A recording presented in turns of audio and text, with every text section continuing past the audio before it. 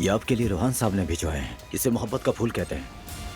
रोहान तुम इस दुनिया के बेहतरीन शौहर हो। है, काश में होता। नूर का हाल देख के मेरा दिल बेचैन हो गया है।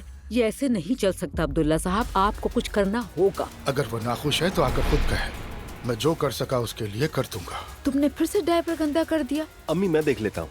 आप जवेरिया को ले लें, मैं बदल देती हूँ। हमने अब्दुल्ला की खतना करवा दी है। क्या? नायला पीछे पड़ी हुई थी, क्या करता? दुआ को पता है? हाँ, यानी मेरे अलावा सबको पता है।